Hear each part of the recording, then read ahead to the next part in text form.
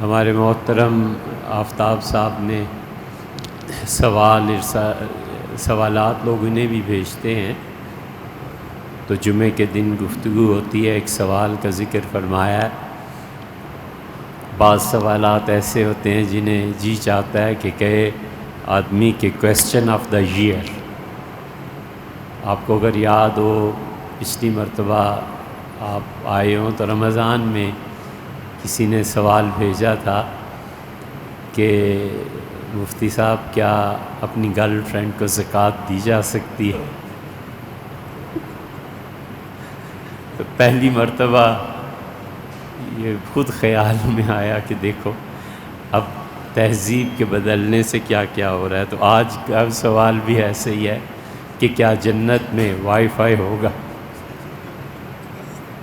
سب کچھ ہوگا بھائی، سب کچھ ہوگا۔ حضور صلی اللہ علیہ وسلم کہ مالا عین رات، اللہ وہ کچھ دے گا جو تمہاری آنکھوں نے کبھی نہیں دیکھا، ولا اذن سمعت، کسی کان نے سنا بھی، ولا خطر علی قلب بشر، کسی آدمی کے وہم و گمان میں بھی وہ چیزیں نہیں گزریں جو اللہ اسے جنت میں دے گا۔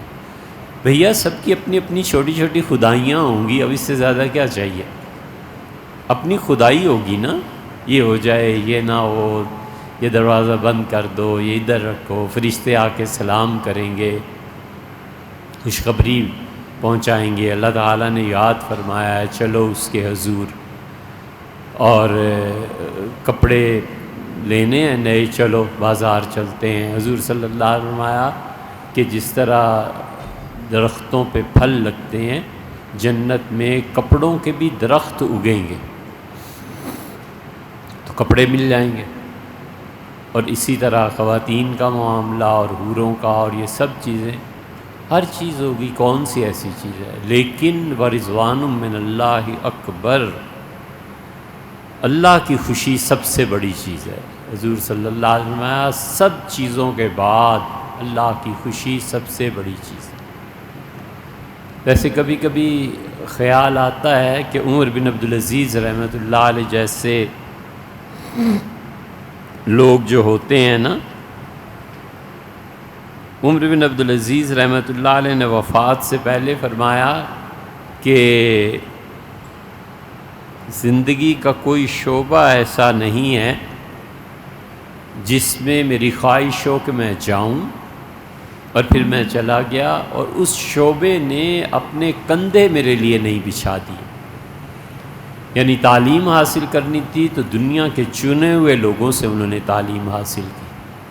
گورنر بننا تھا، ان کا باپ ان کا، یعنی اگر اس کے جلدی انتقال نہ ہوتا تو امیر المومنین ہوتا، مروان کا بھائی تھا۔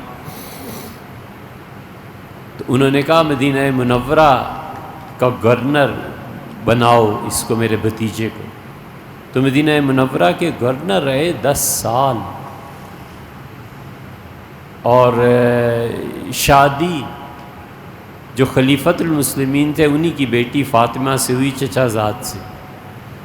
پیسہ اور دولت کیا کوئی چیز ایسی نہیں تھی۔ وفات سے پہلے فرمایا کہ کوئی دنیا کا شعبہ ایسا نہیں جس میں مجھے رغبت ہو اور میں پھر اس میں گیا نہ ہوں، اور اس کو بالکل اس شعبے نے میرے سامنے سرنڈر نہ کر دیا، اپنے کندھے نہ بچھا دی۔ لے دے کے اب ایک جنت رہ گئی ہے، جنت میں جا کے دیکھوں گا وہ کیا چیز ہے، اس سے بھی نبٹ لیں۔ اس کے بعد خیال کبھی کبھی آتا ہے، یہ پڑھ کے کبھی کبھی کیا ہمیشہ ہی آتا ہے کہ عمر بن عبدالعزیز رحمۃ اللہ علیہ کی تسلی جنت سے بھی نہیں ہونی۔ محبتیں ایندھن چاہتی ہیں، اور جتنی لازوال اور جتنی پختہ ہوتی ہے اتنا ہی ایندھن چاہتی۔ نفرتیں بھی ایندھن چاہتی ہیں، نفرتیں بھی جتنی عمیق اور گہری ہوتی ہیں ایندھن چاہیے ہوتا ہے۔ تو جس خدا کی محبت میں وہ انتھک جد و جہد کرتے رہے، جنت کیا چیز ہے؟ وہ جنت سے بھی فارغ ہوئے ہوں گے اور انہوں نے کہا ہوگا کہ اللہ اب تو چاہیے۔ تو اللہ تعالیٰ کی ذات، اس کی صفات، اس کی تجلیات بے پناہ ہیں۔ تو روز صبح و شام ایک نئی تجلی ہوگی، روز صبح و شام عمر بن عبدالعزیز رحمۃ اللہ علیہ ایک نیا جہان دیکھ رہے ہوں گے۔ وہ محبت کا سفر نہ ذات پاک کی کوئی آخری حد ہے، نہ اس سفر کی کوئی آخری حد۔ یہ ہمت والے لوگ جو ہوتے ہیں نا، وہ ایسے ہوتے ہیں۔ اسی لیے اللہ نے کہا فَإِذَا فَرَغْتَ فَانْصَبْ، جب آپ دنیا کے کاموں سے فارغ ہو جائیں تو آپ اللہ کی اتنی عبادت کریں کہ آپ کو تھکن محسوس ہونے لگے۔ نماز میں اتنا لمبا قیام کہ تھوڑی تھوڑی پنڈلیاں دکھنے لگیں۔ تراویح اس طرح سے پڑھنا کہ جی چاہے کہ اب کوئی کندھے دبا دے، کوئی سر پہ مالش کرے۔ فَإِذَا فَرَغْتَ فَانْصَبْ، جب آپ دنیا کے کاموں سے فارغ ہو جائیں تو آپ اللہ کی ایسی عبادت کیجئے کہ تھوڑا سا تھکن محسوس ہونے لگے۔ تو جو لوگ ایسے کرتے ہیں ان کے لیے جنت سے بھی اگلا ایک اور جہان ہے، اور اللہ کے قرب کا جہان، وہ اللہ کے قرب کا جہان کہ شاید حضرت مجدد الفسانی رحمۃ اللہ علیہ پہ کھلا ہو، بات لمبی ہو جائے گی۔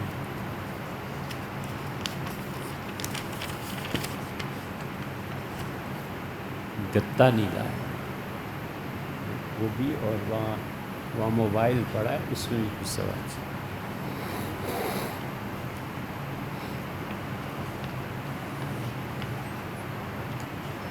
ایک دہاڑی دار مزدور جو کہ مرگی کا مریض ہے، زکوٰۃ کا مستحق ہے، دوا چھوڑنے کی صورت میں مرض شدید ہو جاتا ہے، دوا کے لیے قرض لینا پڑتا ہے، ایسا مریض روزوں کا کفارہ کیسے ادا کرے؟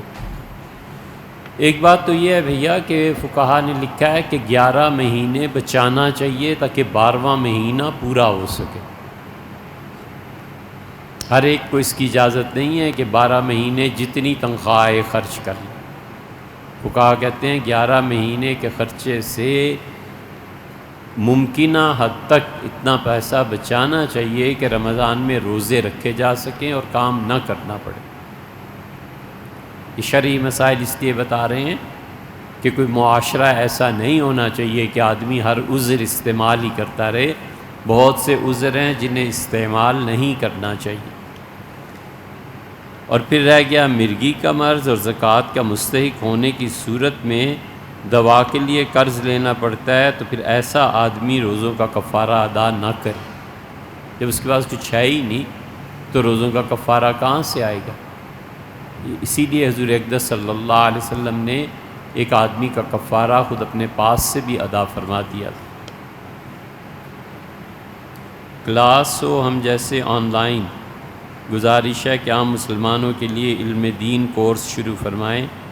ہفتے میں وہ لوگ جو دنیاوی کاموں میں مصروف رہتے ہیں اور کسی مستند عالم کے پاس بیٹھ کر علم دین سیکھنے کا موقع نہیں ملتا، آپ سے چینل سے سیکھ لیا کریں۔ اے بھیا ہم سے کیا سیکھنا ہے، ہمیں خود کچھ نہیں آتا، ہم خود پڑھے لکھے نہیں ہیں۔ یہ تو علماء سے سوال کیجئے جن لوگوں کو اللہ نے اس نعمت سے نوازا ہے۔ ایک گناہ گار آدمی ہے اور گناہوں کی زندگی چھوڑنا چاہتا ہے، مگر فی الحال تمام گناہ نہیں چھوڑ سکتا کہ وہ جزوی توبہ کر لے اور بعض خاص گناہوں سے توبہ کر لے اور ان سے بچے، پھر آہستہ آہستہ دوسرے گناہ بھی چھوڑ دے، کیا اس کی توبہ قبول ہوگی؟ بزرگوں سے سنا ہے کہ توبہ جب تک کلی نہ ہو فائدہ نہیں دے۔ بالکل ایسی بات نہیں ہے بھائی، بالکل قطعاً اس طرح سوچنا بھی نہیں چاہیے۔ عمومی توبہ کرنی چاہیے۔ سب سے پہلا درجہ تو یہ ہے کہ اللہ جو بھی تیری نافرمانی ہے معاف فرما۔ رات ہمیشہ سونے سے پہلے اپنے گناہوں کی معافی مانگ کے سونا چاہیے۔ گناہ ہوتے ہیں خواہشات کی تکمیل پہ، تو خواہشات پہ قابو ڈالے، پٹا ڈالے نہ تکمیل کرے۔ ضرورت جب پوری ہو جاتی ہے تو شکر ہوتا ہے، اور حرص جب پوری ہوتی ہے تو غفلت طاری ہوتی ہے۔ اس غفلت سے بچے، اللہ سے توبہ کرے عمومی طور پہ۔ یہ پہلا درجہ تو گناہوں پہ، خواہشات پہ قابو پانے کا، تاکہ غفلت نہ بڑھے۔ دوسرا درجہ عمومی توبہ کا۔ تیسرا جو بھی گناہ ہو خاص طور پہ اللہ سے معافی مانگے کہ اللہ یہ مصیبت گلے پڑ گئی، اللہ اس سے بچا لے۔ جزوی توبہ کرے. عمومی توبہ میں حرج کیا ہے کہ اللہ جو کچھ ہوا اس سے درگزر فرما. سپردم بتوم آیا اے خواہش را، روزانہ رات کو یہ شعر پڑھ کہ اللہ جو کچھ زندگی میں کیا ہے آج دن میں ساری زندگی میں تیرے حوالے. تو دانی حساب کم و بیش را، تو خود ہی حساب کر لے کتنی تیری فرما برداری ہوئی، کتنا نافرمان ہوا. بس میں عاجز آ گیا ہوں، سب تیرے حوالے ہے رب، میں کچھ نہیں. سپردم بتوم آیا اے خواہش را، تو دانی حساب کم و بیش. اور تیسرے درجے کی پھر بات یہ ہے کہ اس خاص گناہ سے توبہ کرے، بالکل ٹھیک ہے، ضرور مانگنی. حضور اقدس صلی اللہ علیہ وسلم نے کتنے ہی خاص گناہوں سے توبہ کا ارشاد فرمایا. میرے ہاتھ پہ بیعت کرو کہ تم میری سنو گے، تم میری مانو گے، اور میرے ہاتھ پہ بیعت کرو کہ تم میں سے جو امیر مقرر کر دیا جائے منشتن اور مکرے، اس کی بات ناگوار گزرے یا تم اس کو سن کے خوش ہو، دونوں حالتوں میں اپنی امیر کی اطاعت کرو گے. فرمایا اس پہ توبہ کرو اللہ سے کہ اللہ جتنے بھی گناہ آنکھوں سے، کانوں سے، زبان سے سرزد ہوتے ہیں میں تجھ سے معافی مانگوں. اعوذ بک من المأثم والمغرم، میں اللہ گناہ کی زندگی سے اب خاص چیز ہے نا، والمغرم، اللہ قرض کے بوجھ سے پناہ مانگتا ہوں، تو یہ اب ایک خاص چیز سے پناہ مانگی نا. حضور اقدس صلی اللہ علیہ وسلم اعوذ بک من شر سمعی و من شر بصری، اللہ جو گناہ ہو جائیں کانوں سے میں تیری پناہ مانگتا ہوں. یہ خاص ہی گناہ ہوئے. اب جو کان سے گناہ ہوتا ہے وہ زبان سے تھوڑا ہی ہوگا. اور اللہ جو نگاہ سے گناہ ہوئے اس کی معافی، اب جو نگاہ سے گناہ ہوتے ہیں وہ پاؤں سے تھوڑے ہی ہوتے ہیں. وَأَعُوذُ بِكَ مِن شَرِّ مَنِيِّ، اور اللہ جوانی کا وہ جوش اور جذبہ جس کی وجہ سے جسم میں طاقت پیدا ہوتی ہے، مردانہ قوت، اس لائن کے، اس رستے کے جو گناہ ہیں اللہ میں تیری پناہ مانگتا ہوں کہ ایسی چیزیں میرے جسم میں گناہ کی طرف لے جانے والی بن جائیں. تو یہ خاص گناہوں سے توبہ کی ہے. اس لیے جو بھی یہ کہہ رہے ہیں کہ جب تک کلی نہ ہو فائدہ نہیں دیتی، بہت غلط بات انہوں نے کی. معلوم نہیں ان کا کیا مقصد اور نظریہ ہوگا، مگر یہ کہ بات بالکل ایسی نہیں ہے.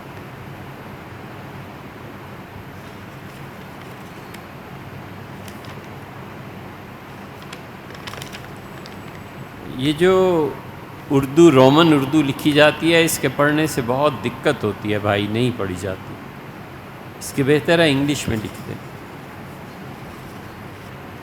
لیکن کوشش کرتے ہیں. میرے ایک ساتھی ہے جاب کے لیے بہت پریشان، وظیفہ بھی پڑھتا ہے، مسجد میں بیٹھ کر لوگوں میں حدیث کی کتاب بھی پڑھتا ہے، نمازوں کا بھی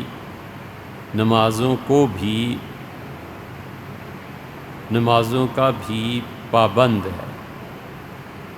وہ کہتا ہے پھر بھی میرے ہی رزق کیوں تنگ ہے، میں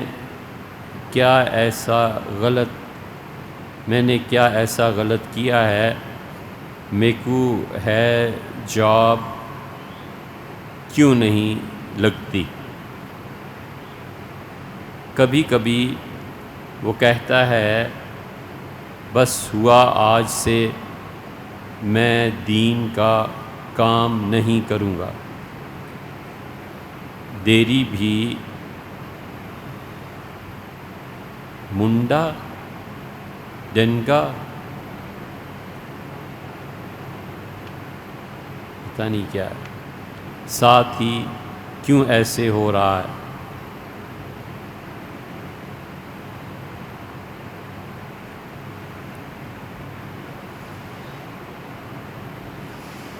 اس طلاق سے اس کی کچھ رہنمائی کریں. بھیا ایک اصولی بات سمجھنی چاہیے، انسان جتنی بھی محنت کرتا ہے نا اس کے مقابلے میں اللہ کا فضل ہمیشہ زیادہ ہوتا ہے. ایک آدمی جتنی بھی محنت کرتا ہے اور 10 لاکھ بھی مہینے میں لیتا ہے، وہ 10 لاکھ اس ٹوٹل محنت کا نتیجہ نہیں ہے، یہ اللہ نے اس کے لیے لکھا تھا، طے فرمایا تھا، اس میں بڑا حصہ اس کا بھی ہے۔ ممکن ہے وہ جاب کرے اور 6 لاکھ ہی ملنے چاہیے تھے، یہ 4 جو باقی آ گئے نا، بغیر اس کے سوچے سمجھے جانے اس کے دل میں اللہ نے ڈالا کہ اس کو 6 کی بجائے 10 دیں۔ کسی انسان کی بھی محنت کے بقدر عوض ملنے لگے یہ نہیں ہوتا، یہ ہونے لگے تو قحط پڑ جائے۔ دوسری بات، یہ دولت کی تقسیم اور تقدیر میں دولت کیسے آتی ہے اور جاتی ہے، یہ اللہ کے وہ راز ہیں جو اس کائنات میں چھپے ہوئے ہیں۔ خدا کے بہت سے راز ہیں جن کو نہیں کھولا جا سکتا، یہ بند ڈبے ہیں جن کی چابیاں سمندر میں پھینک دی گئی۔ تقدیر کے مسئلے کو کوئی حل نہیں کر سکتا، کسی آدمی کو کتنا کہاں سے ملتا ہے کوئی حل نہیں کر سکتا۔ اس دنیا میں ایسی جگہیں ہیں جن جگہوں کو اب تک لوگ حل نہیں کر سکتے۔ اسپین کے قریب وہ جو جگہ ہے مودا کیا ہے ٹرائنگل، برمودا ٹرائنگل، کہاں حل ہوتے ہیں مسائل۔ اسی طرح روحانیات میں بھی بہت سی چیزیں ایسی ہیں جو انسان کے بس کی بات نہیں، اس کی مصلحتیں اور حکمتیں اللہ ہی جانتا ہے۔ اور اس لیے جن صاحب کا بھی ذکر ہے بس صبر کرنا چاہیے، صبر کرنا چاہیے اور دیکھتا رہے، نہ بولے، مانگتا رہے، دیکھتا رہے اور بولے نہیں، خاموش رہے اور دیکھے وہ کیا کیا کرتے ہیں۔ صحیح ہے، اپنے آپ کو اللہ کے حوالے کر دینا چاہیے مکمل طور پہ، عقل کے ساتھ، تدبیر کے ساتھ، دانش مندی کے ساتھ، کہ اللہ یہ سب کچھ آپ کے سامنے نہیں دیتا تو بھی صبر کرے۔ راضی تو نہیں رہتا، جیسے آپ نے لکھا ہے کیسے آدمی راضی رہتا ہے، لیکن شکوہ اور شکایت اور یہ چیزیں جس حد تک ہو سکے اپنے آپ کو بچانا چاہیے۔ اللہ تعالیٰ کی تقسیم پہ صبر کرنا چاہیے۔ وَجَزَاهُمْ بِمَا صَبَرُوا جَنَّةً وَحَرِيرًا، اور جو لوگ صبر کر کے آئے تھے ہم نے انہیں باغات سے نوازا اور انہیں ہم نے ریشمی لباس پہنایا۔ آخر صبر کوئی چیز ہے نا جس کو کہا گیا ہے کہ کرو، تو جو آدمی صبر نہیں کرتا وہ یہاں اتنے انعامات سے کیسے لطف اندوز ہوگا اگر اس کا آخرت پر ایمان۔ حضور اقدس صلی اللہ علیہ وسلم نے فرمایا کہ اللہ کہتا ہے، فرشتے عرض کرتے ہیں پروردگار عالم اس کو دے دیں، یہ ہمیشہ مانگتا ہے اور روتا ہے۔ اللہ فرماتے ہیں تم نہیں جانتے، اگر میں اس کو دے دوں گا تو میرا سب سے بڑا نافرمان آدمی ہو جائے۔ آپ نے کبھی نہیں ایسے لوگوں پر غور کیا کہ ساری زندگی جس گناہ کو ترستے رہے کہ کسی طرح ہو جائے، جب 10,000 ملے تو سب سے پہلا گھنٹہ اسی گناہ میں گزرا کہ شکر ہے، یہ شکر ہے اللہ کا کہ پیسے میں۔ آپ کسی کو نہیں جانتے، عمر بھر اس لیے گناہ نہیں کیا کہ پیسے نہیں تھے، جب پیسے ملے تو اس نے کہا کہ آج تو کر کے چھوڑیں۔ یہ کیا چیز ہے؟ اس لیے اللہ کی یہ تقسیم ہے، یہ ایسا راز ہے ہم کیا کوئی بھی نہیں کھول سکتا، بس اللہ کے ساتھ چمٹے رہنا چاہیے، کوئی طریقہ نہیں سوائے اس کے کہ چمٹ جائے ان سے اور اپنی محبت، اپنا تعلق سارا اس پاک ذات سے لگا لے کہ آپ کچھ کر لیں یہاں سے نہیں ہٹنا، کچھ کا ہو جائے نہیں ہٹنا۔ دعویٰ تو نہ کرے، وہ تو پھر آزمائش ہو جاتی ہے، مگر جذبہ یہی ہونا چاہیے کہ آپ کے در سے جانا ہی نہیں کہیں۔ تو نتیجہ یہ نکلتا ہے کہ اللہ غیب سے کئی اسباب اور سامان پیدا کرتا ہے جو انسان نہیں جانتا، بہت چیزیں ہو جاتی۔ معروم نے مثنوی میں لکھا ہے کہ بادشاہ نے پیغام بھیجا درویش کو اور کہا ملنا چاہتا ہوں۔ انہوں نے لکھ بھیجا کہ دعا گو ہوں اور باقی ملنے کی کوئی وجہ بھی نہیں ہے اور میں نہیں چاہتا، معافی چاہتا ہوں اور دعا گو۔ بادشاہ پڑھ کے چپ ہو گیا۔ ایک دن وہ گزر رہے تھے بزرگ، بادشاہ کھڑا تھا تو کسی نے کہا حضرت یہ وہی بزرگ گزر رہے ہیں بادشاہ سلامت جن کو آپ چاہتے تھے۔ اس نے کہا جلدی سے ان کے کمر میں رسی باندھو، جا کے پکڑو اور اوپر کھینچو۔ تو رسی باندھی، چرخی سے اوپر کھینچا تو بادشاہ سلامت وہ دیکھ کے حیران ہوئے کہ آپ کون ہیں؟ ان کے میں بادشاہ ہوں۔ کہا اچھا۔ ان نے کہا میں نے خط بھیجا تھا کہ ملنا چاہتا ہوں، آپ آتے نہیں تھے۔ تو ان کا اچھا اب آ گیا ہوں، کہو کیا کام ہے؟ اس نے کہا بس ایک بات پوچھنی تھی کہ اللہ تک کیسے پہنچا جاتا ہے؟ تو انہوں نے کہا اسی طرح جس طرح مجھے تم نے اپنے تک کھینچ لیا، کیسے ہی پہنچ جاتا۔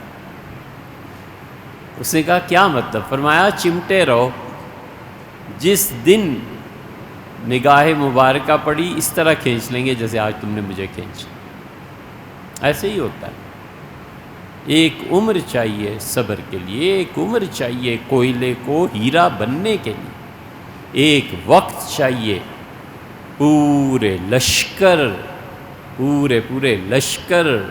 راتوں کو باپ سے ماؤں میں منتقل ہوتے ہیں، اور پورے لشکر جب برتھ کا موسم آتا ہے تو بچے جنم لیتے ہیں، اور ہزاروں اور لاکھوں موت کے دن میں پھر قبروں میں پہنچ جاتے ہیں۔ اللہ کا ایک سائیکل ہے، کوئی جلدی نہیں کر سکتا۔ مولانا روم نے مثنوی میں یہ فرمایا، ہزاروں اور لاکھوں آتے ہیں اور اسی طرح چلے جاتے ہیں۔ یہ رزق کا جو مسئلہ ہے حل بھی کوئی نہیں ہوتا کسی سے۔ وظیفہ آپ کرتے رہیے جو بھی کسی نے بتایا ہوگا، لیکن گناہوں سے بچنا چاہیے۔ یہ ایک چیز ہے۔ ایک اللہ کی حمد جو ہے نا، یہ خدا کے رزق کو کھول دیتی۔ ہر وہ جملہ جس میں خدا کی حمد کا لفظ ہے ضرور پڑھنا، الحمدللہ رب العالمین، اور سبحان اللہ و بحمدہ سبحان اللہ العظیم، اس کے تو کہنے ہی کیا، اس کے تو کہنے ہی کیا۔ ایک تحفہ آپ کو دیں، ہمیشہ عمر بھر یہ کرنا، عمر بھر اسے بھولنا نہ، اور کمال دیکھنا اس کا۔ ایک آدھ سال 2 سال عمل کرو نا، پھر اس کا کمال دیکھو کیا۔ اللہ نے قرآن کریم میں فرمایا وَسَبِّحْ بِحَمْدِ رَبِّكَ حِینَ تَقُومُ، اور اپنے پروردگار کی تسبیح، اس میں حمد کو ملا کے، تسبیح اور حمد دونوں کو ملا کے، حِینَ تَقُومُ جب کھڑے ہو تو پڑھا کرو، وَسَبِّحْ بِحَمْدِ رَبِّكَ حِینَ تَقُومُ جب کھڑے ہو تو یہ پڑھا کرو۔ اب تسبیح اور حمد دونوں جملے مل جائیں، یہ سبحان اللہ و بحمدہ میں مل جاتے ہیں۔ سبحان اللہ، اللہ کی ذات ہر عیب سے پاک ہے، و بحمدہ، اور جو جتنی بھی اس کی صفتیں اور مجھ پہ نعمتیں ہیں سب کا شکر ادا کرتا ہوں۔ دونوں چیزیں جمع ہو گئی نا، حمد اور تسبیح، حمد اور تسبیح دونوں جمع ہو گئی۔ اللہ نے کہا حِینَ تَقُومُ جب بھی اٹھو۔ اب آپ خود سوچیں آپ کب اٹھتے ہیں؟ جب بھی آپ اٹھیں یہ پڑھ لیا سبحان اللہ و بحمدہ، بس۔ ابھی بیٹھے ہیں اٹھیں گے، 1 سیکنڈ نہیں لگتا سبحان اللہ و بحمدہ۔ آپ سو گئے، آپ اٹھے بستر پر بیٹھے سبحان اللہ و بحمدہ۔ اب بیٹھ کے کچھ کام کر رہے تھے، موٹر سائیکل ریپیئر کا، گاڑی، کپڑا، یہ وہ سب چیزیں، جو ہی اٹھے ساتھ ہی کہا سبحان اللہ و بحمدہ، وَسَبِّحْ بِحَمْدِ رَبِّكَ حِینَ تَقُومُ، اور اپنے پروردگار کی تسبیح اور حمد بیان کیا کرو جب اٹھو۔ تو بیٹھنے سے اٹھتا ہے آدمی، پہلے بیٹھتا ہے پھر اٹھتا ہے۔ اسی طرح روحانی طور پر بھی جب اٹھتا ہے، نیکسٹ سٹیپ پہ پہنچتا ہے، اڑان بھرتا ہے، اس وقت بھی پڑھے سبحان اللہ و بحمدہ۔ معاشی طور پہ بھی اٹھتا ہے نا، تنگ دستی سے کھلے رزق کی طرف آتا ہے، کثرت سے پڑھے سبحان اللہ و بحمدہ۔ صحیح ہے، سال ایک کرو، پھر تم دعا دو گے، ایسی زبردست چیز ہے۔ کبھی بھی اٹھے نا، بس سبحان اللہ و بحمدہ ایک بار پڑھ لیں۔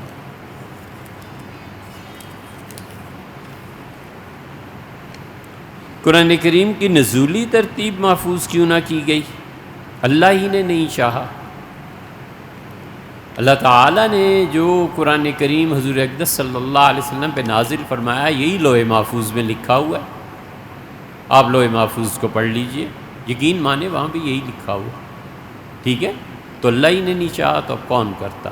جبریل امین نے بھی نہیں رسول اللہ صلی اللہ علیہ وسلم کو تلقین کیا، خود نبی کریم صلی اللہ علیہ وسلم فرماتے رہے یہ آیت وہاں جگہ رکھو، یہ آیت اس جگہ رکھو، اس صورت کو پہلے رکھو، اس صورت کو بعد میں رکھو۔ تو اب جب اللہ نے بھی نہیں چاہا، جبریل نے نہیں بتایا، حضور صلی اللہ علیہ وسلم نے نہیں کیا، تو اب آگے خلافت راشدہ کیا کرتی؟ ٹھیک ہے نا؟ آپ تو معلوم نہیں کیا ہے، مگر یہ کہ عام طور پہ اہل تشیع، اہل السنہ کو یہ الزام دیتے ہیں کہ ترتیب نزولی تم نے محفوظ نہیں رکھی، ظالم و ضائع کر دی۔ سیدنا علی رضی اللہ عنہ کا قرآن جو ہے وہ ترتیب نزولی پہ ہے، اور وہ آئیں گے حضرت مہدی لے کے، تو حضرت مہدی جب آئیں گے تو دیکھ لیں گے۔ فی الحال تو یہی ہے کہ اللہ ہی نے نہیں چاہا۔ حضور اقدس صلی اللہ علیہ وسلم کا مشرکین مکہ کے تجارتی قافلوں پر حملہ، سرایا سمجھ نہیں آتا۔ یہ سرایا کیسے لکھا ہے ہمیں بھی سمجھ میں نہیں آتا ہے، اور مشرکین کا لفظ کیسے لکھا ہے؟ کیوں اردو غلط لکھتے ہو بھیا؟ تجارتی قافلوں کا جو سرایا تھا، اس میں کون سی چیز ہے جو سمجھ میں نہ آئی؟ سیدھی سادی بات ہے کہ حضور اقدس صلی اللہ علیہ وسلم جب ہجرت کر کے تشریف لے گئے تھے، ایک مثال دیتا ہوں پھر اس کے بعد چلتے ہیں آگے۔ حضرت صاحب رسالت صلی اللہ علیہ وسلم جب تشریف لے گئے تھے مکہ مکرمہ سے، تو آخری رات جو انہوں نے تماشا کیا تھا وہ یہی تھا۔ آخری رات جو تھی وہ بالکل معرکے کی رات تھی۔ ابو جہل نے سب کو جمع کر لیا تھا دار الندوہ میں۔ یہ دار الندوہ جو تھا، جہاں آج حتیم ہے نا، نیم دائرہ کھچا ہوا ہے، یہی بلڈنگ تھی۔ یہاں اس نے بٹھا لیا تھا سب کو، اور اسے کہا کہ، اور شیطان انسان کی شکل میں بھی آ گیا تھا۔ انہوں نے کہا کہ آج اٹھنا، آج فیصلہ کر کے اٹھنا ہے کہ اس شخص کے ساتھ کیا کرنا ہے۔ اور اس نے کہا قید کر لو، یثبتو کہ ایک تجویز آئی۔ ان کا پہلے قید کر کے دیکھ لیا نا شعب ابی طالب میں، پھر کیا نتیجہ نکلا؟ پھر دوسری تجویز آئی کہ ان کا بائیکاٹ کرو، ان کا بائیکاٹ سے۔ تیسری آئی یقتلو، قتل کر دو۔ ان کا قتل کر دو گے تو بنی ہاشم کو، یہ آپس میں بحث ہو رہی ہے، بنو ہاشم کو کون سنبھالے گا؟ قریشیوں کو۔ ابو جہل نے کہا 100 اونٹ یہ نا میں دے دوں گا، بے پرواہ ہو، کوئی ڈرنے کی کوئی چنتا نہیں، کر لیں گے۔ اور پھر یہ اٹھے، اور اللہ قرآن میں کہتا ہے کہ بیت اللہ کے پاس آئے اور انہوں نے ہاتھ پھیلائے ملتزم پہ، اور کہتے ہیں اللہم ان کان ھذا ھو الحق من عندک، اللہ یہ قرآن واقعی سچا ہے، محمد صلی اللہ علیہ وسلم سچے ہیں، یہ تیری طرف سے ہے، فامطر علینا حجارۃ من السماء، آسمان سے پتھر برسا ہم پہ، ہمیں مار دے۔ اویتنا بعذاب علیم، خدایا عذاب نازل کر اپنا، ہم اس شخص سے تنگ آ گئے۔ اللہ نے کہا وما کان اللہ لیعذبہم وانت فیہم، ہم انہیں کیسے عذاب دے دیتے؟ آپ خود اس وقت مکہ میں موجود تھے، آپ کے ہوتے ہوئے کسی پہ عذاب آ جائے، یہ کیسے ہو سکتا؟ حضور اقدس صلی اللہ علیہ وسلم کا وجود گارنٹی ہے۔ ما کان اللہ لیعذبہم، فرمایا ہم کیسے عذاب دے دیتے، آپ بھی موجود تھے، مقام دیکھا ہے، عزت دیکھی ہے۔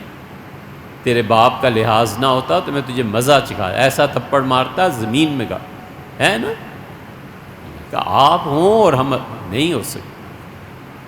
وما کان اللہ لیہ، اور اللہ اس وقت بھی عذاب نہیں دیتا، وہم یستغفرون، یہ روزانہ رات کو سونے سے پہلے مجھ سے معافی مانگتے ہیں۔ یہ مکہ والوں کی عجیب رسم تھی، سونے سے پہلے کہتے تھے اللہ جو آج گناہ ہوئے معاف فرما۔ سمجھو، استغفار مشرکین کے گناہوں کو معاف کرا دیتا ہے، اور گناہ بھی حضور صلی اللہ علیہ وسلم کو تکلیف دینا، والیعاذ باللہ۔ استغفار کبیرہ گناہوں کو کافروں کے معاف کرا دیتا ہے، مومن کی تو شان ہی اور ہے۔ سے ہمیشہ رات سونے سے پہلے ایک جملہ، اللہ معافی چاہتا، اللہ جو ہوا معاف ہے۔ اب رسول اللہ صلی اللہ علیہ وسلم کو بھی اسی رات ہجرت کر کے نکلنا تھا، یا دوپہر میں نکلنا تھا، اس سے پہلے ہجرت ہو گئی۔ انہوں نے سر پیٹ لیا، رات کو گئے۔ سیدنا علی رضی اللہ عنہ کو اپنی جگہ پہ آئے، لمبا قصہ لیکن مشہور ہے، آپ نے سنا ہوگا۔ تو ہجرت ادھر ہو گئی، اور یہ رسول اللہ صلی اللہ علیہ وسلم کے بعد قریش مکہ کوئی بے وقوف لوگ نہیں تھے، انہوں نے سارے قریش نے مل کے فیصلہ کیا کہ تجارتی قافلہ بناؤ اور بھیجو، اور تجارت سے جو نفع آئے گا وہ آج کل کے زمانے کے مطابق کوئی 50 کروڑ کا نفع تھا۔ آپ حساب کیجئے گا کتنا چاندی اور کتنا سونا۔ انہوں نے کہا یہ جو نفع آئے گا نا، اس نفع کو لے کے مدینہ کو مٹا دینا اور حضور صلی اللہ علیہ وسلم کو شہید کر دینا۔ یہ گیا تھا قافلہ اور یہ واپس آ رہا تھا اتنا ہی نفع لے کے، اور حضور اقدس صلی اللہ علیہ وسلم نے فرمایا پکڑو انہیں۔ اور آپ نکلے اسی لیے تھے کہ اس قافلے کو پکڑیں اور ماریں اور ان کا مال و دولت چھین لیں، اس لیے کہ لڑائیاں ایسے ہی تھوڑی ہوتی ہیں، لڑائیاں تو ہوتی ہیں پیسے کی بنیاد پہ، پیسہ ہے تو لڑو۔ کارپٹ بمنگ کوئی ایسے تھوڑے ہی کر دیتا ہے، ڈالرز جوڑے ہوئے ہوتے ہیں نا تو کرتے ہیں، یہ تھوڑا ہی ہے کہ قرضے سے مانگو بھی، بھیک بھی، ہاتھ بھی پھیلاؤ اور پھر سبحان اللہ ہیں۔ ہاں ایٹم بم اور یہ اور خرید لاؤ روس سے ایٹم بم، کیا لا حول ولا قوت الا باللہ، جنگیں پیسے کی بنیاد پہ ہوتی۔ حضور صلی اللہ علیہ وسلم اس فلسفے کو کتنا سمجھتے تھے۔ حدیبیہ میں جب انہوں نے جنگ کی بات کی نا قریش مکہ نے، تو آپ نے ڈانٹ دیا، جھڑک دیا، آپ نے فرمایا کہ ان جنگوں نے تمہیں کوڑیوں کے بھاؤ تک لے آیا ہے، پیسے پیسے کوڑی کوڑی کے محتاج ہو گئے ہو، پر تمہارا یہ جنگوں کا شوق، انسانی خون بہانے کا شوق ٹھنڈا نہیں ہوتا؟ اللہ کی قسم تم لڑو گے میں بھی لڑوں گا۔ سہم گئے مکہ والے، ان کا بچے ہوئے گھر آئے بیٹھے ہیں، یہاں خون خرابہ ہو گیا تو کیا ہوگا؟ پھر سفارتکاری شروع ہوئی، گفتگو شروع ہوئی۔ حضور صلی اللہ علیہ وسلم جانتے تھے کہ کوئی بھی ملک قوم، اسی لیے پہلی انڈسٹری مدینہ منورہ میں پہنچ کے جو لگائی ہے، سعد رضی اللہ عنہ کے ساتھ یہ جگہ سنبھالو اور تیر بنانا شروع کرو، اسلحہ سب سے پہلی چیز ہے جو مسلمانوں نے فیکٹری لگائی تھی، اور وہ بھی سعد رضی اللہ عنہ۔ تو لمبی بات ہو جاتی ہے، مختصر خلاصہ یہ ہے کہ آپ گئے اس قافلے کے پیچھے تاکہ قافلے کو پکڑ لیں، اور قافلے والے مکہ پہنچ گئے، اور مکہ میں سے قافلہ دوسرا نکل چکا تھا، وہاں افواہ وہ پہنچی کہ ان لوگوں کو مار دیا گیا ہے، تو افواہ جھوٹی نکلی، لیکن ابو سفیان کے پاس پیسہ کھلا آ گیا، ادھر ابو جہل اور یہ سارے لوگ مارے گئے۔ اس لیے رسول اللہ صلی اللہ علیہ وسلم بدر میں جہاد کے لیے نہیں نکلے تھے۔ یہ نظریہ دیا ہے شبلی نعمانی نے کہ رسول اللہ صلی اللہ علیہ وسلم بدر میں جہاد کے لیے، اور کچھ اس کا تھوڑا سا اثر اوپر چلے جائیں تو ہمارے شیخ ابن تیمیہ رحمۃ اللہ علیہ کے یہاں بھی ایسے اشارات ملتے ہیں۔ شبلی نے جہاں یہ لکھا ہے نا سیرت میں کہ حضور صلی اللہ علیہ وسلم بدر لڑنے کے لیے تشریف لے گئے تھے، امت ہمیشہ اس کے برعکس قائل رہی ہے کہ رسول اللہ صلی اللہ علیہ وسلم اس قافلے کو مارنے کے لیے اور مال ان سے چھیننے کے لیے تشریف لے گئے تھے۔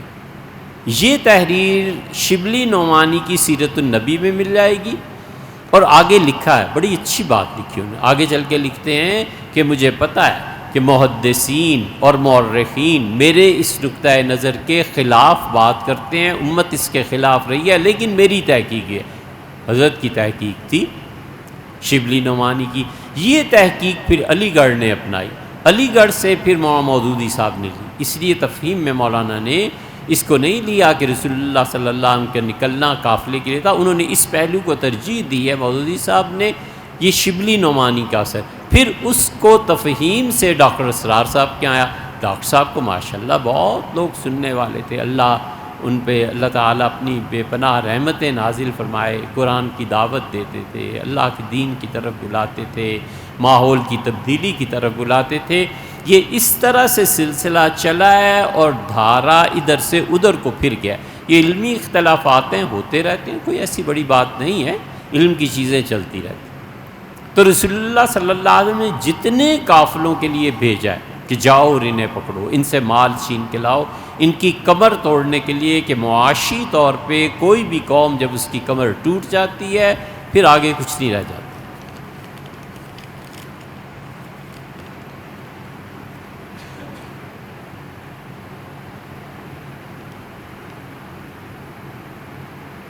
باجماعت نمازوں میں سری یا جہری میں مقتدی نماز پڑھے گا، یعنی سورہ فاتحہ اور اخلاص، یا امام کے پیچھے خاموش کھڑا رہے گا؟ حنفی فقہا نے لکھا ہے کہ تکبیر تحریمہ فرض ہے، اللہ اکبر مقتدی کہے گا، ہاتھ باندھے گا، ثنا پڑھے گا، ثنا پڑھنے کے بعد چپ ہو جائے گا، پھر اعوذ باللہ، بسم اللہ، سورہ فاتحہ، پھر بسم اللہ اور پھر سورت، یہ سب چیزیں امام کی ذمہ داری۔ پھر امام اللہ اکبر کہے گا۔ نماز میں جتنی بھی تکبیرات ہیں، رکوع سمیت، دعائے قنوت سمیت ساری تکبیرات، عید کی ساری تکبیرات امام بھی کہے گا، مقتدی بھی کہیں گے، کوئی چھوٹ نہیں۔ اور ان تکبیرات کے بعد جو ذکر ہیں، رکوع ہے، سجدہ ہے، قیام ہے، رکوع میں آپ سجدے سبحان ربی العظیم، قنوت کی دعا، یہ سب کی سب مقتدی کو بھی پڑھنی ہے۔ اور قنوت کی دعا جب بھی پڑھو، یہ بھی ایک تحفہ ہے، یاد رکھنا، ہمیشہ قنوت کی دعا کے آخر پہ حضور صلی اللہ علیہ وسلم پہ سلام بھیجو، سمجھے؟ یہ حنفی فقہا نے مستحب لکھا ہے، ہمارے پتہ نہیں مولوی کیوں نہیں بیان کرتے، ہمیشہ دعائے قنوت کے آخر پہ حضور صلی اللہ علیہ وسلم پہ سلام بھیجنا چاہیے۔ وجہ یہ ہے کہ حضرت حسن رضی اللہ عنہ حاضر ہوئے تھے نانا کی خدمت میں، اور عرض کیا تھا کہ نانا مجھے یہ آپ کیا پڑھتے ہیں قنوت میں، مجھے سکھائیں۔ تو حضور صلی اللہ علیہ وسلم نے سکھایا تھا، اللہم اہدنی فی من ہدیت وعافنی فی من عافیت وقنی واصرف عنی شر ما قضیت فانک تقضی ولا یقضی علیک تبارک ربنا وتعالیت وصلی اللہ علی النبی، آخر کہ اللہ کی سلامتی نازل، اللہ کی برکتیں، رحمتیں نازل ہوں حضور صلی اللہ علیہ وسلم پہ۔ اس لیے ہم حنفیوں کے نزدیک ہر قنوت کے آخر پہ حضور صلی اللہ علیہ وسلم پہ درود پڑھا جائے، چاہے درود پڑھے، درود ابراہیمی پڑھے، یہ چھوٹا سا جملہ جو رسول اللہ صلی اللہ علیہ وسلم سکھایا تھا، ایک جگہ آیا ہے وصلی اللہ علی النبی، ایک جگہ آیا ہے وصلی اللہ علی نبی الکریم، ایک جگہ آیا ہے وصلی اللہ علی النبی الامی۔ جو بھی پڑھے یہی پڑھ لے جو نماز میں روز پڑھتے ہو، السلام علیکہ ایھا النبی ورحمۃ اللہ وبرکاتہ، السلام علینا وعلی عباد اللہ الصالحین، یہی پڑھ لے۔ ہمیشہ قنوت کے آخر پہ حضور صلی اللہ علیہ وسلم پہ سلام پیش کرنا چاہیے، درود، پتہ بھی نہیں چلے گا اور زندگی میں ہزاروں مرتبہ کا سلام وہاں پہنچ جائے۔ اور ایک بار بھی جواب آ گیا نا، ایک بار بھی جواب آ گیا تو اگلی پچھلی ساری کسریں پوری ہو۔